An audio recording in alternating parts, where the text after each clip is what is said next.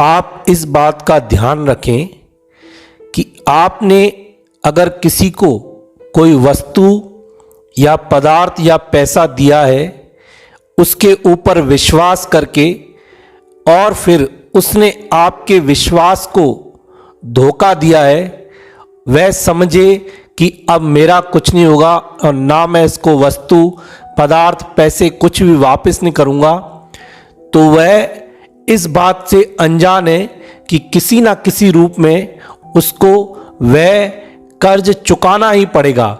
कहते हैं यह कहानी आपको बहुत सुंदर शिक्षा देगी और आप इस बात को ध्यान में रखें कि आपका दिया हुआ आपको किसी न किसी रूप में वापस जरूर मिलेगा और किसी न किसी रूप में वह आपके पास जरूर आ जाएगा।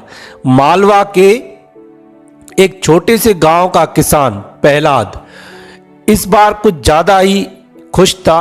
पिछले वर्ष ठीक बुआई के समय एक बैल मर जाने से उसका सारा साल खराब हो गया था। इस बार वह साहूकार से ब्याज पर पैसे लेकर एक बड़ा सुंदर पुष्ट और नौजवान बैल लेकर आया था, पर जैसी लोक में कहावत है कि बुआई करने से ही नहीं, धान कटकर घर आ जाए तभी जानिए कि वह अपना है। प्रहलाद का भी शायद दुर्भाग्य था कि सुंदर और हष्ट पुष्ट बैल थोड़ी दूर चलकर फिर बैठ जाता, उठाए से भी नहीं उठता। सीधा साधा प्रहलाद न चाहकर भी उसे पीटता। आखिर बुआई करना उसके और उसके परिवार के जीवन मरण का सवाल था। एक दिन कठिन दोपहर में जब जेठ तप रहा था, प्रहलाद खेत में हल चला रहा था। आदत से मजबूर बैल बैठ गया। खींच के प्रहलाद उसे बुरी तरह पीटने लगा। संयोगवश उसी समय पास की सड़क से शहर के एक विख्यात मठ के संत हाथी पर बैठकर गुजर रहे थे। उनकी दृष्टि प्रहलाद और बैल पर पड़ी तो वे जोर से चिल्लाकर बोले, भैया उस बैल को मत मारो, रुको मैं आता हूं। कुछ भयभीत कुछ असमंजस में प्रहलाद ने हल खोल दिया। महंत जी हाथी के औहदे से उतरकर आए। आश्चर्यचकित रह गया प्रहलाद। महंत जी ने बैल को सादर प्रणाम किया, फिर उसके कान में कुछ कहा। बस फिर क्या था, बैल तो बिजली की गति से उठ गया और चलने को तत्पर तैयार हो गया। सीधे साधे प्रहलाद ने महंत को प्रणाम करके कहा, बाबा यह मंत्र मुझे भी बता दो। गांव में कई ऐसे निठल्ले बैल हैं जो बैठ जाते, पर प्रहलाद ने देखा महंत की आंखों में आंसू और वे बड़े दुखी थे। बोले, बेटा यह कोई मंत्र नहीं है, यह तो ऋणानुबंध है। कुछ न समझा प्रहलाद। बोला, क्या होता है बाबा ऋणानुबंध? बेटा यह बड़ा कठिन है, जिसका लिया है उसका किसी भी रूप में चुकाना ही पड़ता है। पूर्व जन्म की बात है, तुम ऐसे ही किसान थे और यह बैल तुम्हारे गांव के एक मठ के महंत जी, बड़ा आदर था जिनका, पूरा गांव उनको पूछता था।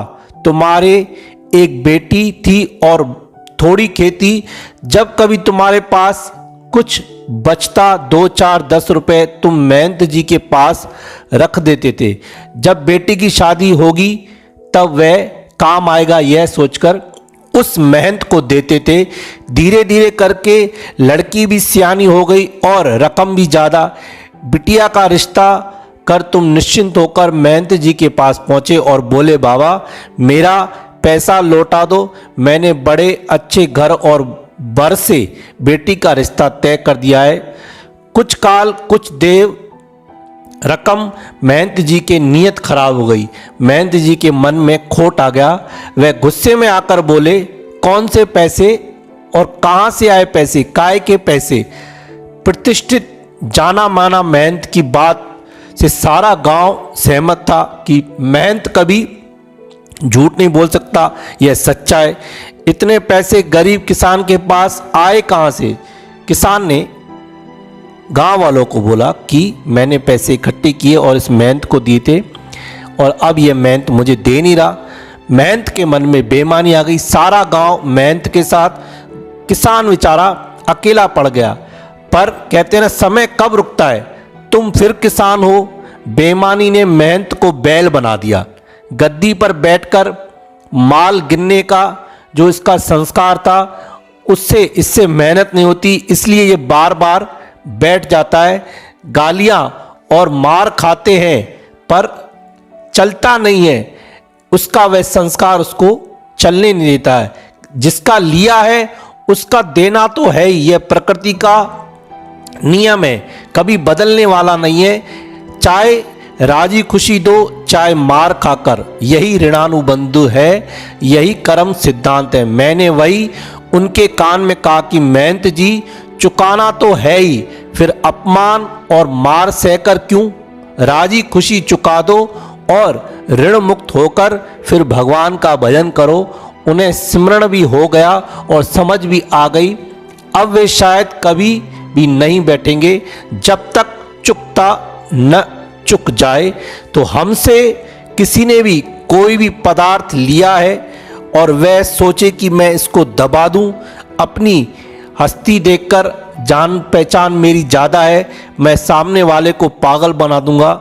या ऐसा भी होता है कि यारी दोस्ती में इंसान दे देता है, जब मांगने जाता है तो लोग देने से इनकार कर देते हैं कि मेरे पास नहीं है और मैंने दिवालिया घोषित कर दिया। लेकिन ये समझते नहीं है कि वह किसी न किसी प्रकार से वह हमारे से लिया हुआ धन, वह एक दिन कोई भी पदार्थ वह किसी न किसी रूप में हमको चुकाएगा। इसलिए जिसने लिया है उसको देना तो है ही, तो क्यों ना खुशी खुशी राजी खुशी दे दें। अपमान सहकर और मार सहकर दें, उससे अच्छा है जिससे हंसी खुशी लिया है या हंसी खुशी हमको किसी ने दिया है विश्वास करके। कई बार किसी को विश्वास होता है किसी के ऊपर, तो वह विश्वास करके उसको देता है। जैसे उस किसान ने मेहनत पर विश्वास किया, उसने दिया, लेकिन जब लेने गया तो वह मेहनत मुकर गया। गांव वाले सब मेहनत की तरफ हो गए, किसान अकेला पड़ गया। ऐसे ही हम भी किसी को कोई पदार्थ देते हैं विश्वास से और फिर वह मुकर जाए, तो आप यह बात समझ लेना कि वह किसी न किसी रूप में आपके घर में या आपके पास आ जाएगा, किसी न किसी रूप में, या पशु रूप में आएगा या तो फिर इंसान रूप में।